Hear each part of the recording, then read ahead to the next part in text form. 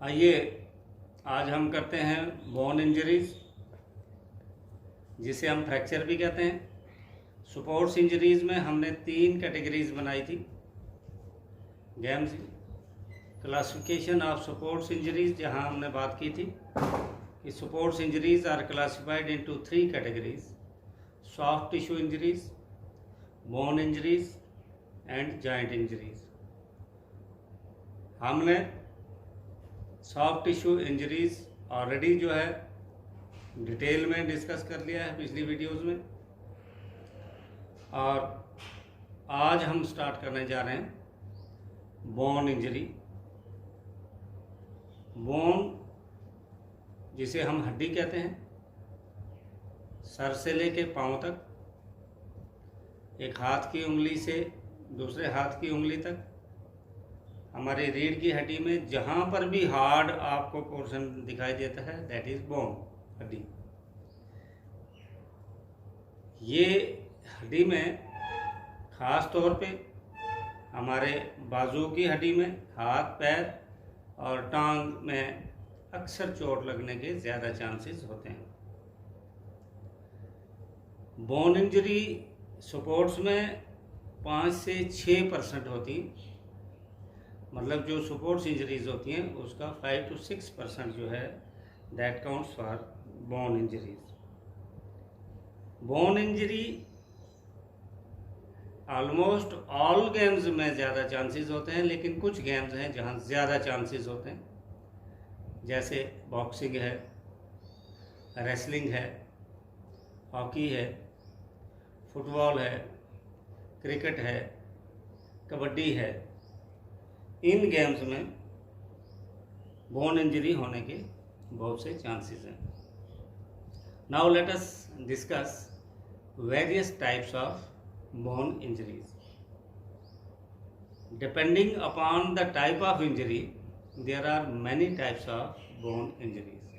अगर हम ये आधार माने, ये बेस माने कि किस टाइप की चोट लगी है, तो उसी टाइप से बोन इंजरी भी आइडेंटिफाई होती है। जैसे सिंपल फ्रैक्चर, जिसमें कोई ज़ख्म नहीं है, कोई मसल में ज़ख्म नहीं है और कोई चमड़ी में ज़ख्म नहीं है, लेकिन हड्डी टूट गई। इस किस्म की फ्रैक्चर को हम क्लोज्ड फ्रैक्चर भी कहते हैं।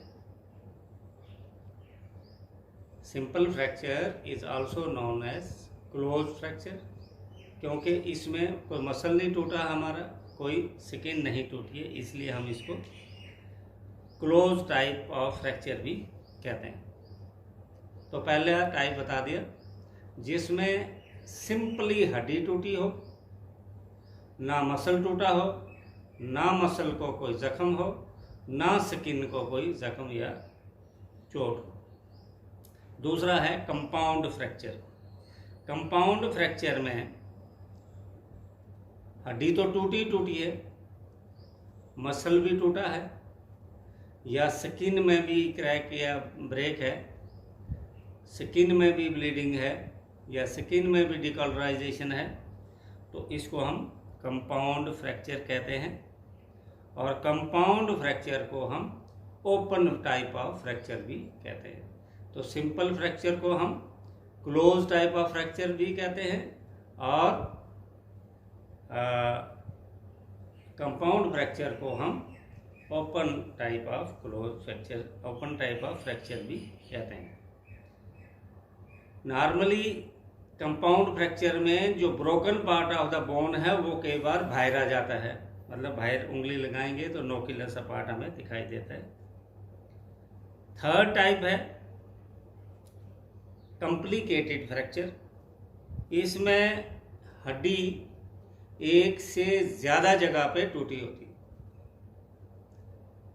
कॉम्प्लिकेटेड फ्रैक्चर के ख़ास तौर पे कहीं पहाड़ी से हम गिरते हैं, एक्सीडेंट्स होते हैं, या कहीं मतलब बहुत दूर तक हम पत्थरों में गिरते हैं, तो उस सूरत में हड्डी जो है उसका चूरा बन जाता है, या एक से ज़्यादा जगहों पे हड्डी के पीस बन जाते हैं, टुकड़े बन जाते हैं। इसको हम कॉम्प्लिकेटेड फ्रैक्चर कहते हैं। और इसके साथ साथ सॉफ्ट टिश्यू इंजरीज में भी चोट आती है, चाहे वो बाहर के हों या अंदर के हों, लीवर हो, लंग्स हैं, किडनी है, स्प्लीन है, लीवर है, ये इनमें अगर चोट आती है, इंटरनल ऑर्गन, सॉफ्ट ऑर्गन, तो इसको हम कॉम्प्लिकेटेड फ्रैक्चर कहेंगे। एक और फ्रैक्चर है जिसको हम बोलते हैं ग्रीन स्टिक फ्रैक्चर। इसको कई बार हेयर लाइन फ्रैक्चर भी कहते हैं। आपने दीवार पे प्लास्टर किया हुआ देखा होगा, ख़ास तौर पे मिट्टी से, जब हम आजकल तो बहुत कम बनाते हैं, मिट्टी जब हम दीवार पे लगाते हैं तो एक दिन के बाद जब उस मिट्टी की दीवार को देखेंगे तो आपको वहाँ पर उसके मिट्टी में क्रैक्स नज़र आएंगे। मिट्टी टूटी भी नहीं है लेकिन क्रैक नज़र आएंगे। वैसे ही हड्डी में हल्का सा क्रैक आ जाता है। हड्डी बिल्कुल सही है, आप कहेंगे नहीं जी ऐसे ही झूठ बोलते हैं जी, हड्डी टूट गई है। हड्डी में जो क्रैक आ गया है माइनर सा, उसको भी फ्रैक्चर ही कहते हैं, लेकिन उसको ग्रीन स्टिक या हेयर लाइन फ्रैक्चर कहते हैं। बच्चों में खासकर इसका बहुत चांसेस होते हैं। बच्चों में बोन्स सॉफ्ट होती हैं, लेडीज़ में भी, छोटी बेटियों में भी, और लेडीज़ 30 ईयर से नीचे अगर हों तो उनमें भी ये हेयर लाइन फ्रैक्चर होने के बहुत ज़्यादा चांसेस होते हैं। फिर आता है कम्युनिटेड फ्रैक्चर। इसमें हड्डी के बहुत से टुकड़े हो जाते हैं, और टुकड़े बल्कि उसके पीस हो जाते हैं। एक हो गया हड्डी के 2 टोटे हो जाए, एक हो गया हड्डी के चूरा बन जाए, जैसे कोई टायर ऊपर से गुजर जाता है, तो उसको हम बोलते हैं कॉम्प्लिकेटेड फ्रैक्चर। जैसे कार एक्सीडेंट होता है, साइकिल एक्सीडेंट होता है, मोटरसाइकिल एक्सीडेंट होता है, या हाइट से गिरते हैं, तो उस सूरत में ये फ्रैक्चर होने के ज़्यादा चांसेस होते हैं। एक और टाइप है इम्पैक्ट फ्रैक्चर। इसमें फ्रैक्चर होने के बाद, हड्डी टूटने के बाद, एक हड्डी दूसरे हड्डी के अंदर घुस जाती है। आपको ये मालूम होगा कि हड्डी के अंदर से बोन मैरो होता है, सुराख होता है। हड्डी टूटी इस तरह से और इतना फोर्स लगी कि हड्डी टूटने के बाद उसका एक एंड जो है दूसरे की हड्डी के अंदर घुस गया। उसके अंदर में जो है एक पार्ट जो है दूसरे जो है उसमें घुस गया, तो उसको हम इम्पैक्ट फ्रैक्चर कहते हैं। बच्चों में इस किस्म की चोट जहाँ बहुत ज़्यादा फोर्स लगे, ऐसा होने के चांसेस होते हैं। फिर आता है डिप्रेस्ड फ्रैक्चर। डिप्रेस का मतलब होता है दबाव पड़ना।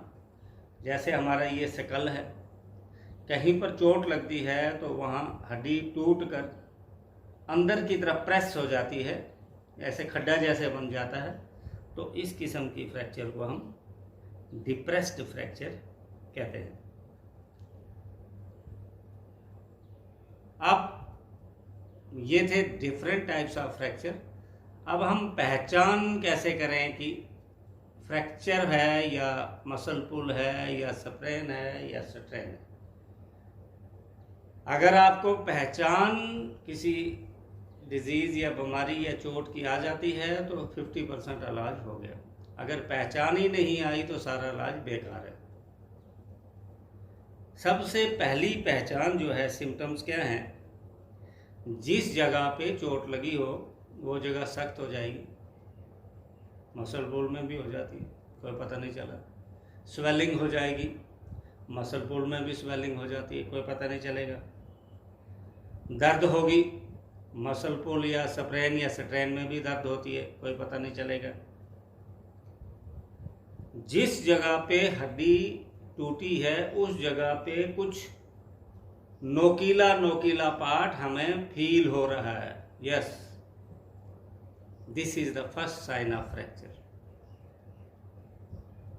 मसल पुल में, स्प्रेन में, स्ट्रेन में ये चुभने वाला कुछ ऐसा दिखेगा नहीं, नंबर 1। नंबर 2, बोन की जो शेप है वो अनयूजुअल हो जाएगी। अभी आप दोनों बोन्स देख रहे हैं तो ऑलमोस्ट शेप सेम है। अगर इसकी शेप एबनॉर्मल सी हो जाए जो इसके साथ टैली नहीं करती है तो हम कहेंगे कि यहाँ पर फ्रैक्चर हो गया। लेकिन ध्यान रहे कि स्वेलिंग से आइडिया नहीं लगाना है, फ्रैक्चर से आइडिया लगाना है।